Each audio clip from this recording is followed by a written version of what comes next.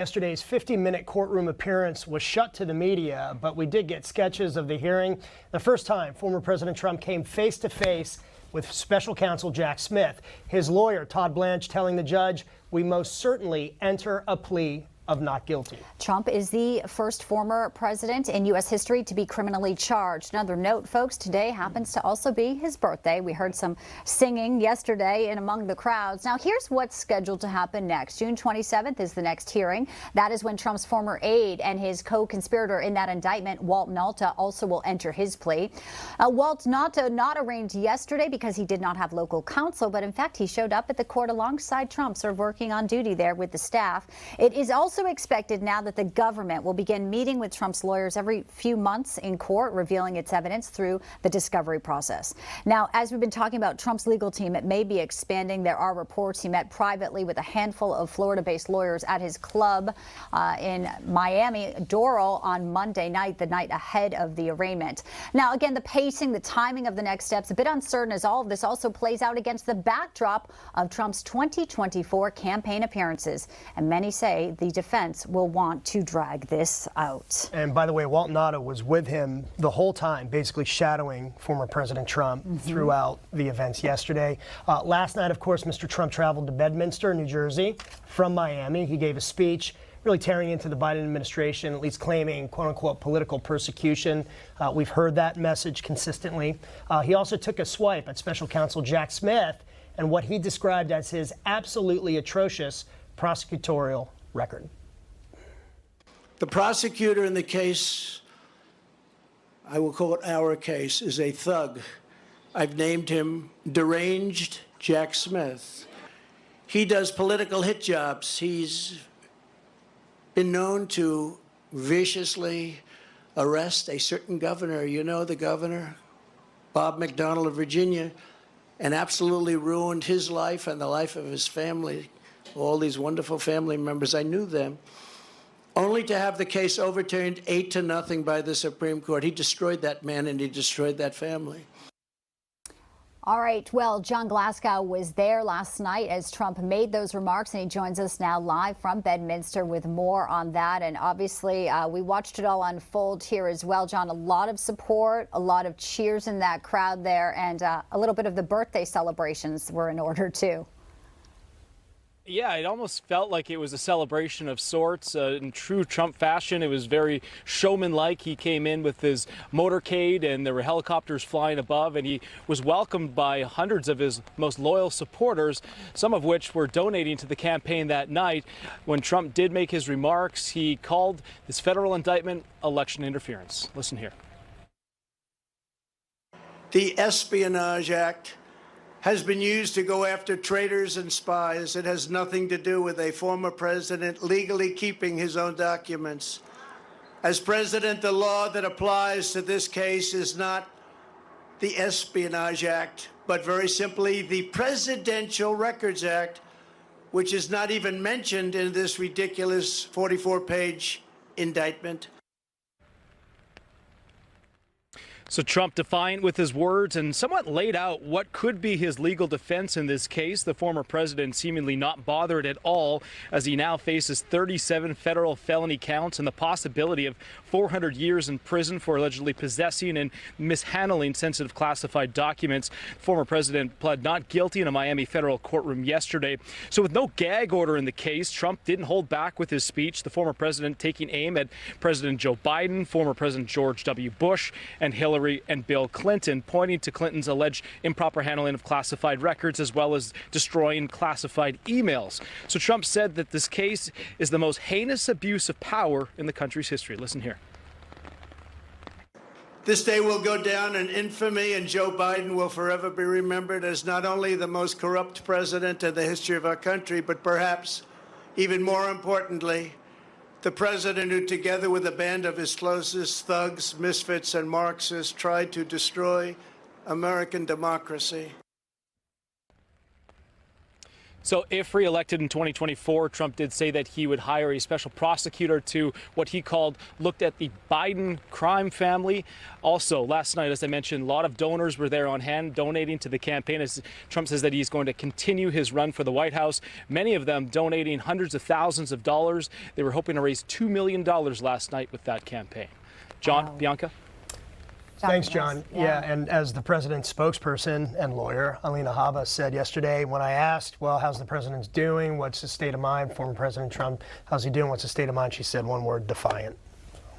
Yeah. There you go. Pretty much on point there. Yeah. A little bit of news with Congressman Matt Gaetz. He's out seeking some information, folks, from Attorney General Merrick Garland on the office of Special Counsel Jack Smith. In a letter to Garland, Gaetz reveals that one of the prosecutors on the team, Karen Gilbert, who is investigating Trump in all of this, has previously contributed to Biden's 2020 campaign. Gaetz demanding that the names of all the people working on the case in Smith's office should be made public. And also, Federal Election Commission records show Gilbert has donated more than $2,000 to former campaigns of President Biden and former President Barack Obama. Congressman Gaetz is giving Garland until July 7th to provide his office that information, so stay tuned. Also, House Republicans are seeking to bring a censure resolution against Democratic Congressman Adam Schiff.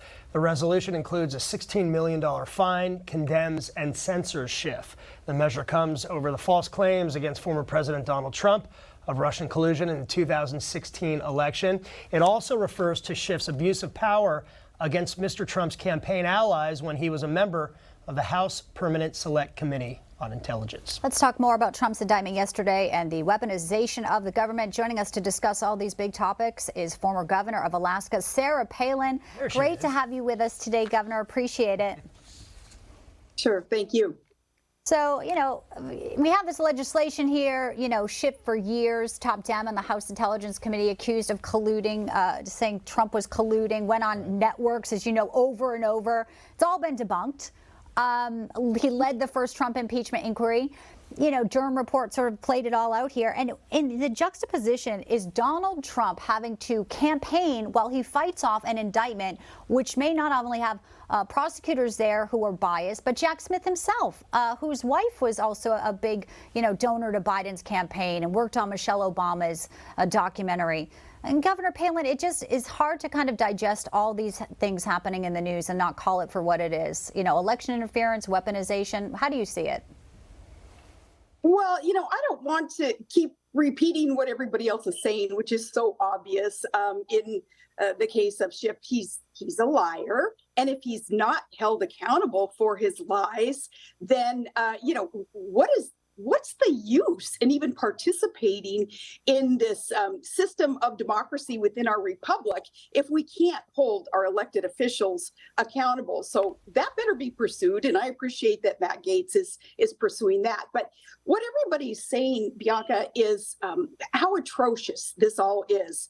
And again, I don't want to repeat what the problem is. We need to start talking about what the solution is. And the solution is for President Trump to be supported through this circus that is going on today. It is so unfair. It is so unjust. Lady Liberty is no longer wearing a blindfold in this two-tier system of judgment and of justice. That is going to be the downfall of America if we don't put the brakes on the trajectory that we are on right now. We're going downhill really fast. And yesterday was a manifestation of that.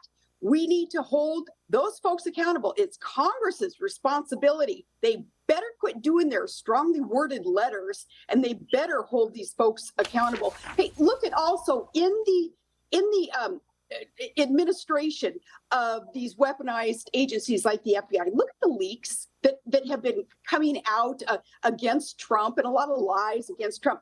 Where were all the leaks? Where was all the evidence of the Biden crime family's crimes and Hillary Clinton's crimes? Those things, those nefarious activities of the Democrats, of course, there's no leaks there. Okay, we have three branches of government that are all equal. The congressional branch, the legislative branch, had better start doing its job. Yeah, Governor, well, speaking of Hillary Clinton, I want to get your thoughts on this. So Hillary Clinton thinks that Trump's indictment put Biden in a strong position for re-election. I want you to listen to this, and I want to get your opinion on the back end. Listen here. The response that we've seen in polling from Republicans suggests that they're going to stick with him, that it's more of a cult than a political party at this point, and they're going to stick with their leader. So I think that actually President Biden is in a very strong position to run a campaign that doesn't have to talk about him. But I think other Democrats should, and other, concerned Americans should be asking hard questions. Well, she's right about that. We should be asking hard questions. And, I was with the Trump motorcade yesterday, and I would say that the people at Versailles at the Cuban restaurant, I wouldn't call them cult members, would you? No, the definition of a cult is a group of people who are excessively supporting one another and a cause, all about conformity and compliance and intolerance of anyone who doesn't agree with what their mission is. Okay, that's the definition of what the left is engaged in right now. Speaking of cults, all about conformity and compliance, and heaven forbid you don't agree with them. But Hillary Clinton, this is rich. This is rich. She is so delusional. Bless her heart. She is so delusional. Getting to skate with the activities that she was engaged in, destroying evidence, 33,000 emails, and physically with a hammer and with bleach, destroying government-owned cell phones that she was using that did have classified information on it. She got away with that thus far. And again, I go back to holding folks accountable, whether they're in office or outside of office. This two-tier system of justice is, well, you know what it's doing? It's adding fuel to the fire. And when you look at President Trump and how fired up he is, well, when you go through the fire, you come out lit. And that's exactly what we want and what we need today in order to take back our country, get government off our back on our side, and to make America great again. I'm thankful that President Trump is so fired up. Yeah, you and many other Americans who are watching this, some people, and it is a lot of the undecided voters who are saying, I actually don't like the direction of our country now. I actually would vote for Trump. A little bit more about, Hillary. It is rich to hear her say Biden shouldn't talk about himself. I mean, if they had it, he would just be campaigning from his basement again. But COVID is gone. There will be no debates. And also, this is looming about the investigations into his family and the business and his son. We saw Republican Senator Marsha Blackburn calling on Attorney General Merrick Garland to appoint a special counsel to investigate the corruptions that is against the Biden family. And part of the letter, she and the co-signers, so you had J.D. Vance, you had Mike Braun sent this letter to the AG. It's hard to, say that this will happen, though, because this is, make no mistake, Biden's DOJ. And therein lies the issue, Governor Palin. Don't you agree? Right. Biden's DOJ, which is engaging in nefarious activities to protect the leader, Joe Biden. Let's call the Biden crime family, let's call that, it's a BFD. It's the Biden family dereliction or the Biden family destruction, however we want to use it. The acronym should be, it's a BFD. And it's unfair, it's unjust, and the people, we the people of America, we're not going to put up with it anymore. And that's why you see such enthusiasm for the representative of the cause. And the cause is to stop this fundamental transformation of America that Barack Obama promised and articulated to voters years ago. And they're engaged in that now. But this firing up, this awakening of the people, we want to stop the fundamental transformation of America and engage in a fundamental restoration of all that is good and free and right about America. That's the enthusiasm that you see for our representative of that mission. That representative at this time is Donald Trump. Hey, Governor, speaking of which, it's former President Trump's birthday today. Anything you want to say to him? Because I'm sure he's watching. I know he's watching right now, right this minute, Governor. Hello, Donald Trump. You know, what I would tell him personally too is keep it up. Hang in there. There's more of us than there are of them. Happy birthday. Enjoy the celebration. He celebrates every day, though. You know, he's got such a good attitude about all this.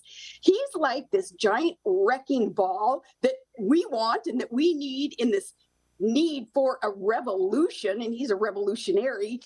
He knows what his part is in this as a representative. He's the one who says it all the time. Hey, they're not just coming after me as an individual, Donald Trump, coming after you, the American people. He's just in the way. Well, and if it wasn't raining in New Jersey, he'd probably be out playing a round of golf.